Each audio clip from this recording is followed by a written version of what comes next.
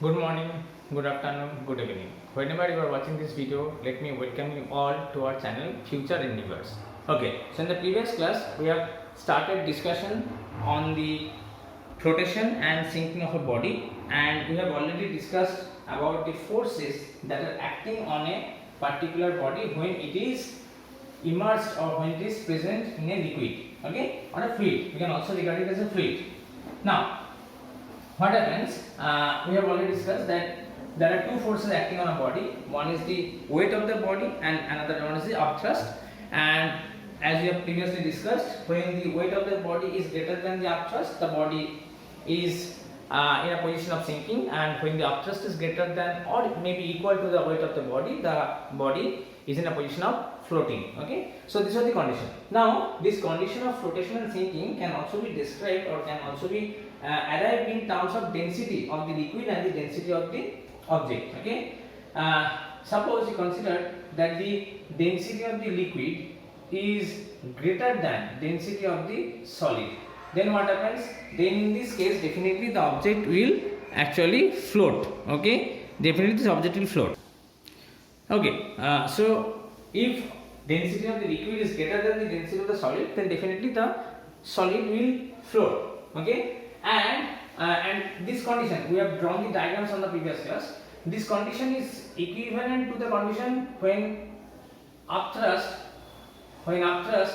is simply greater than the weight of the object, weight of the solid, simply greater than. Okay, now when the density of the liquid density of the liquid is less than the density of the solid. Okay, this condition is equivalent to this condition, that upthrust of the liquid is less than the weight, and in this condition the object will sink. Okay, and another condition I have discussed, that was if the density of the solid is equal to the density of the liquid. Okay, then obviously also in this case the object will float. Okay, the object will float, and this condition can be said to be the equivalent of this condition, that upthrust is equal to the weight of the object. Okay, so these two conditions, for the first condition and the third condition, the object will float. Okay, and for this condition the object will sink. Okay, object will sink. Okay, so we have already discussed this condition. Now, what does the principle of flotation says? What does the principle of flotation says? We can just note from these mathematical relations that the principle of flotation says that if the weight of the floating object or floating body is equal to the weight of the displaced liquid. Okay, the principle of flotation says that. Okay, just so let me write it down, it will be easier for you to understand. Okay, so I hope the conditions for flotation and sinking are clear in terms of density or in terms of weight and upthrust, both are clear to all of you. Okay, fine. Now, when we are actually discussing about the principle of flotation, what does it state? Principle of flotation, what does it state? Okay, what does it state? So the principle of flotation states that the weight of a floating body is equal to the weight of the liquid displaced by the submerged part of the body. Okay, so basically weight of the floating body is equal to the weight of the floating body is equal to the weight of the displaced liquid, or say like in this way, weight of the liquid displaced, okay, by the submerged part of the solid,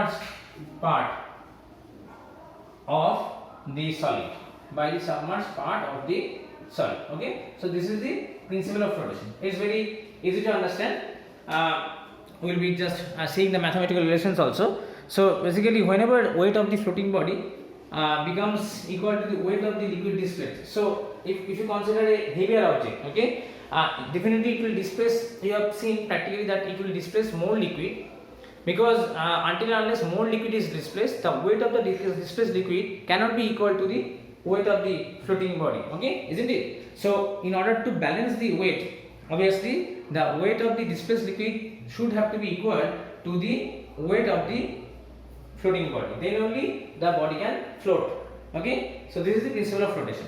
Now, so how can we get a relation between the volume of the submerged part of the floating body and the densities of the liquid and the body? Yes, definitely we can get a relation. So we will be using this principle of flotation to derive or to come to that relation. So let us see what is the relation between the density of the liquid, density of the solid, and the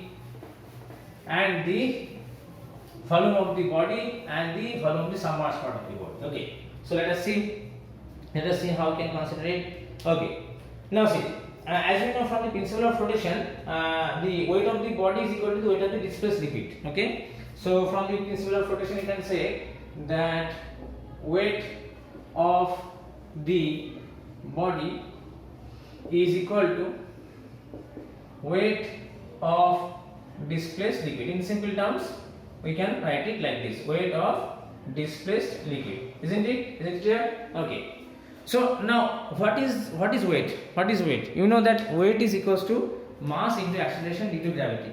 So for the case of the body, if we consider that the mass of the solid is m, then definitely it will be mass of the solid is as m, then it will be multiplied by g given, and this will be equal to mass of the displaced liquid into g. This is the weight. Obviously the g cancels out from both the sides. Now mass is equal to, as you know, density equals to mass by volume. You know, density rho is equals to mass by volume. Then what will be the mass? Mass will be equals to density into volume. So remember this relation that we are going to use it here. So mass of the solid, what will be the mass of the solid? It will be the volume of the solid into the density of the solid. So mass of the solid will be volume of the solid, capital V, let us take it as capital V, multiplied by the density of the solid. Okay. And on the other hand, mass of the liquid, what will be mass of the liquid? It will be volume of the liquid displaced into the density of the liquid. Okay. So if we consider the volume of the displaced liquid, okay, so say the volume of the displaced liquid is small v. Okay. Okay, rather say take it as VL, okay, into rho L. Fine. So this is the relation. Now, how much volume of the liquid is displaced? How much volume of the body is displaced? Okay, how much volume of the liquid is displaced? It is equal to the submerged part of the floating body. Submerged part of the floating body. So obviously, we can say that. Can we write it like this? That volume of from here. Okay, first of all, let us just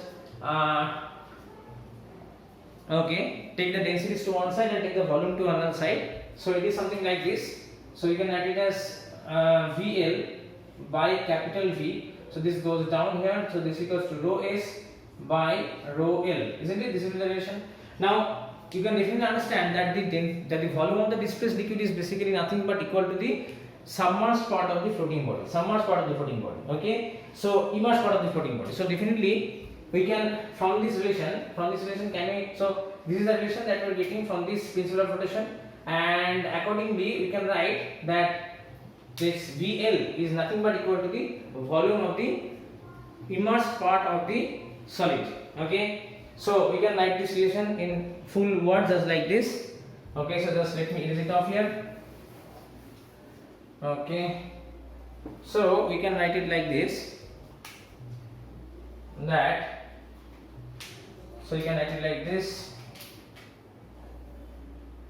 Okay, so volume of immersed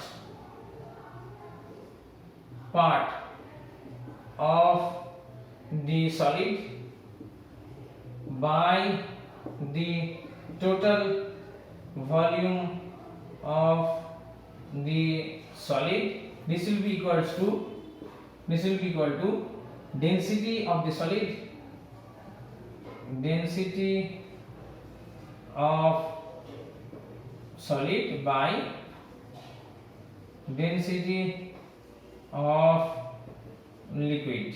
Okay, density of liquid. Okay, so is it clear? Is the formula clear? Is the formula okay?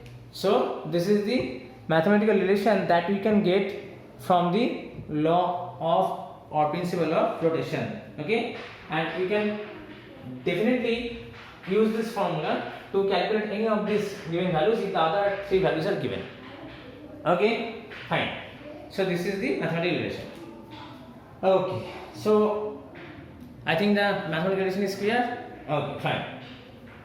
Now, so from this we can solve some numerical problems. Okay, if possible, we will be not doing any numerical problem in today's class. Okay, we will be doing some numerical problems based on this concept in the next class. In the next class, we will be doing some theoretical applications of this formula, and then we will be doing some numerical problems. Okay, with that, so we will end our class today. Please do study well, and if you have any problem, please mention it in the comments box. We will be happy to solve your problem. Okay, till then, tata, goodbye.